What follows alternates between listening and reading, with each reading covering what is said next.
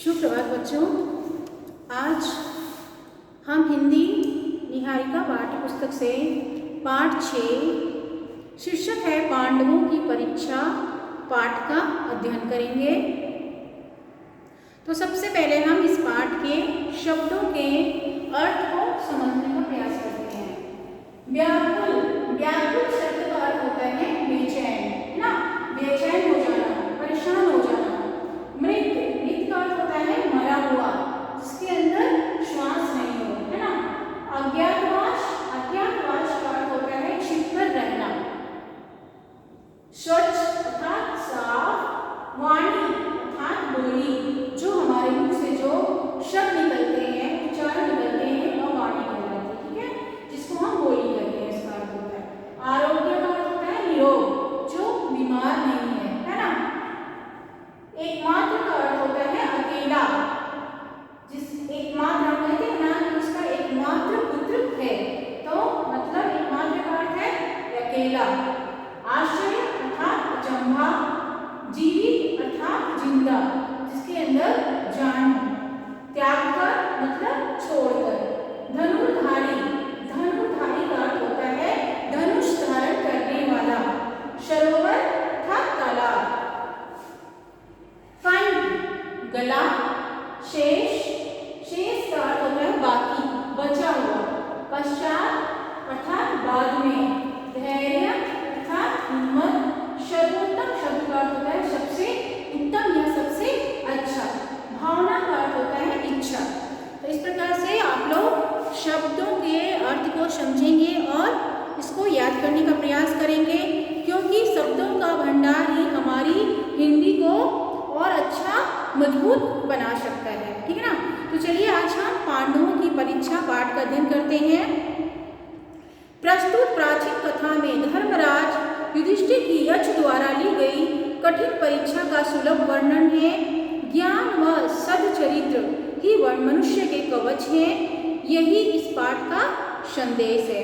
तो बच्चों, यह जो कथा है महाभारत से ली गई है ना, और उसमें जो पांडव जो थे धर्मराज युधिष्ठिर, उनकी परीक्षा यक्ष के द्वारा ली गई थी और उसी का वर्णन इस पाठ में किया गया है। और हमें इस पाठ से यही संदेश मिल रहा है कि ज्ञान और सद्चरित्र मतलब हमारे अंदर जितना भी ज्ञान होगा और अच्छा व्यवहार होगा, वही मनुष्य का क्या है, कवच है, ठीक है।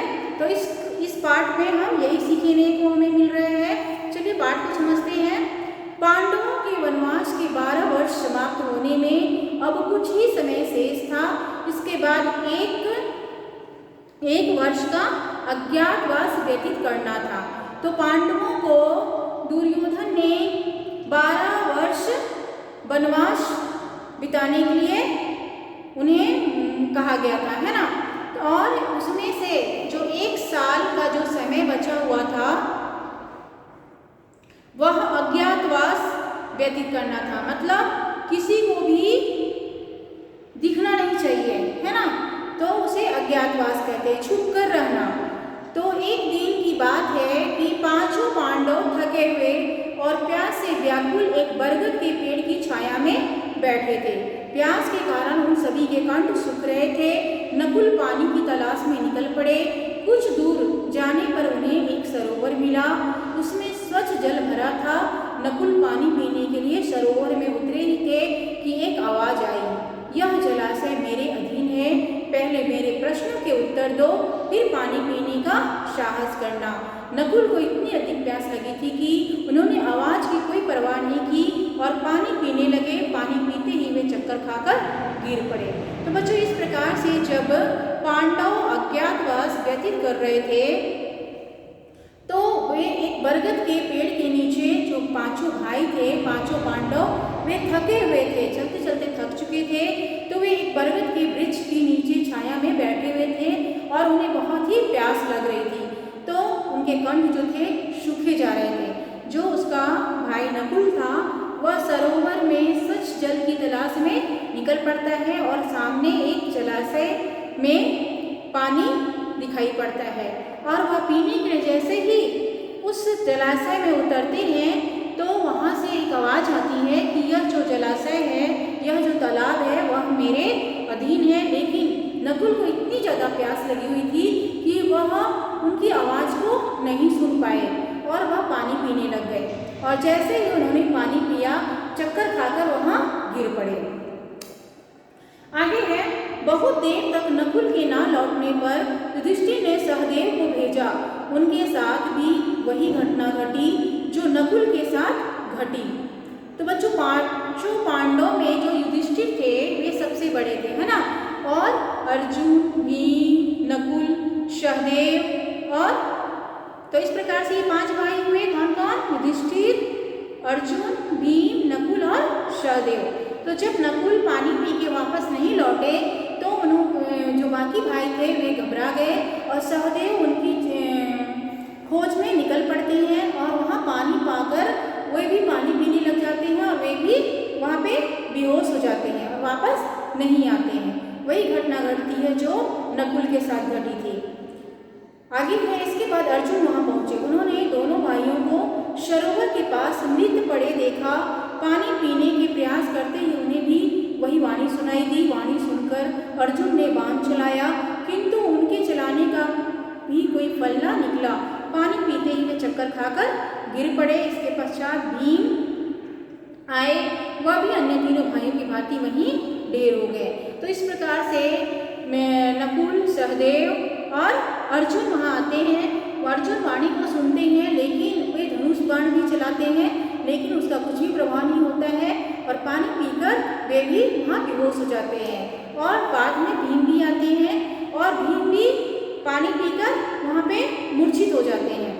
चारों भाइयों के ना लौटने से युधिष्ठिर चिंतित हो उठे। वे उन्हें खोजते हुए सरोवर के निकट पहुँच गए। युधिष्ठिर ने भी वही वाणी सुनी, सावधान भाई, तुम्हारे भाइयों ने मेरी बात न मानकर पानी पिया था। यह तालाब मेरे अधीन है। पहले मेरे प्रश्नों का उत्तर दो, फिर पानी पीकर प्यास बुझाना। युधिष्ठिर समझ गए कि यह कोई यक्ष बोल रहे हैं। वे बोले, मैं आपके प्रश्नों का उत्तर देने को तैयार हूँ, आप प्रश्न करें। तो बच्चों, इस प्रकार से जब चारों भाई मूर्छित हो जाते हैं और चारों भाइयों के ना लौटने पर युधिष्ठिर जो बड़े भाई थे वे घबरा जाते हैं, चिंतित हो उठते हैं और उनकी खोज में वे सरोवर के पास पहुंच जाते हैं और वही ध्वनि सुनते हैं जो पहले इन चारों भाइयों को बोला गया था, है ना, कि सावधान, तुम्हारे भाइयों ने मेरी बात नहीं मानी और उन्होंने पानी पिया और वे मूर्छित हो गए, क्योंकि यह तालाब जो है मेरे अधीन है। पहले मेरे प्रश्नों का उत्तर दो, उसके बाद तुम पानी पी सकते हो। और युधिष्ठिर जो थे वे प्रश्नों का उत्तर देने के लिए तैयार हो जाते हैं और कहते हैं कि बड़ी विनम्रता से बोलते हैं कि आप मुझसे प्रश्न करें। यक्ष ने प्रश्न किए। अब यक्ष प्रश्न करते हैं। क्या प्रश्न करते हैं? देखिए कि यक्ष कहते हैं कि मनुष्य का साथ कौन देता है? तो युधिष्ठिर जवाब देते हैं, धैर्य। धैर्य ही मनुष्य का साथ देता है। कहने का मतलब है, धैर्य का अर्थ क्या होता है? धैर्य अर्थात हमको जब भी कभी मुसीबत में फंसे हो, विपत्ति आई हो या घबराहट हो, तो ऐसे समय में हमें थोड़ी शांति से काम लेना चाहिए, हिम्मत से काम लेना चाहिए, वही धैर्य कहलाता है। और यक्ष ने पहला प्रश्न पूछा था कि मनुष्य का साथ कौन देता है, तो कौन देता है? धैर्य। युधिष्ठिर जवाब देते हैं। यक्ष ने दूसरा प्रश्न पूछा कि यश लाभ का एकमात्र उपाय क्या है? यश लाभ का एकमात्र उपाय क्या है? तो युधिष्ठिर कहते हैं कि दान। यश पाने के लिए हमें क्या उपाय करना चाहिए? तो युधिष्ठिर कहते हैं कि दान। तीसरा प्रश्न यक्ष करते हैं कि वायु से भी तीव्र गति से चलने वाला कौन है? युधिष्ठिर जवाब देते हैं, मन। क्योंकि हमारा जो मन होता है, हम 1 मिनट में यहाँ से कहीं भी पहुँच जाते हैं, किसी चीज़ को भी हम सोच लेते हैं, हमारा ध्यान यहाँ से कहीं भी चला जाता है। हम यहाँ खड़े हैं और हमारा मन पहाड़ पे चला गया, गांव में चला गया, विदेश में चला गया, तो 1 मिनट भी नहीं लगता है और वायु से भी गति तेज की गति से हमारा मन वहाँ पहुंच जाता है। तो वह जवाब देते हैं कि वायु से भी तीव्र गति कौन है? मन है। आगे यक्ष प्रश्न पूछते हैं, विदेश जाने वाले का कौन साथी होता है? तो युधिष्ठिर जवाब देते हैं विद्या, क्योंकि विदेश में तो हम जाकर वहाँ पे हमारे अंदर अगर ज्ञान होगा तभी हम विदेश में रह सकते हैं और उसके अनुकूल हम आचरण कर सकते हैं, यश प्राप्त कर सकते हैं। इसलिए उन्होंने उत्तर दिया कि विदेश जाने वाले का साथी कौन होता है? विद्या। आगे फिर प्रश्न पूछते हैं यक्ष, किसे त्याग कर मनुष्य प्रिय हो जाता है? तो युधिष्ठिर जवाब देते हैं अहंकार। अगर हम अपने मन के, अपने अंदर के अहंकार को जब हम त्याग देते हैं तो हम सभी के प्यारे बन जाते हैं, है ना। आगे यक्ष प्रश्न पूछते हैं, किस चीज के खो जाने पर दुख नहीं होता?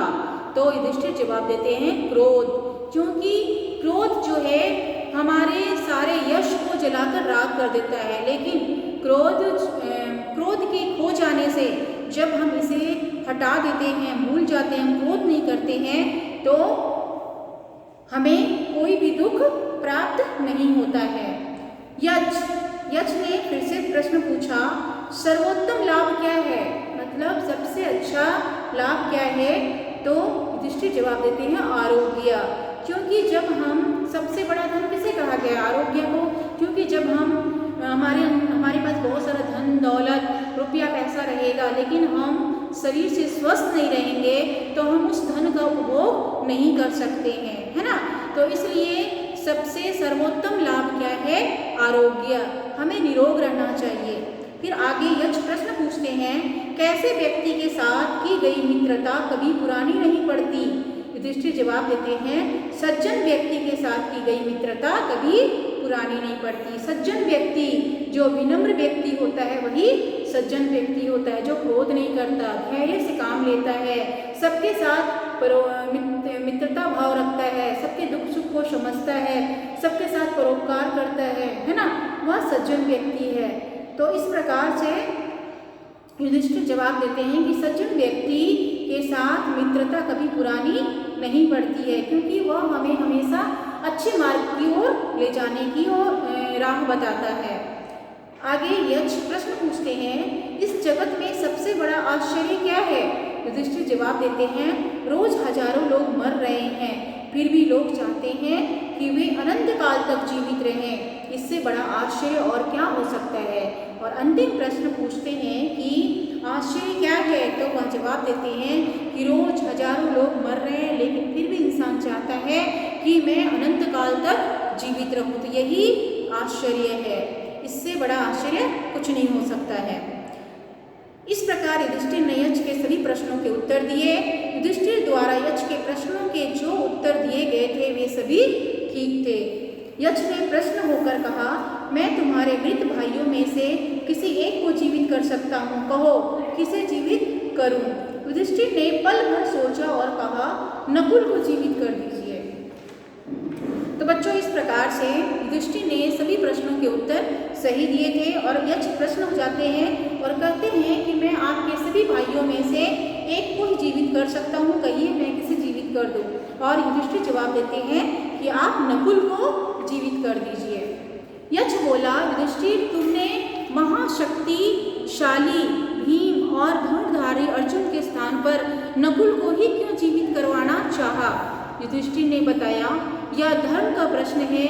मेरे पिता की 2 पत्नियों में से कुंती का एक पुत्र मैं जीवित हूँ, माद्री का भी एक पुत्र जीवित रहना चाहिए, यक्ष और कोई नहीं। स्वयं धर्मदेव थे, यक्ष और कोई नहीं, स्वयं धर्मदेव थे। वे युधिष्ठिर की भावना से प्रश्न हुए, उन्होंने चारों भाइयों को जीवित कर दिया।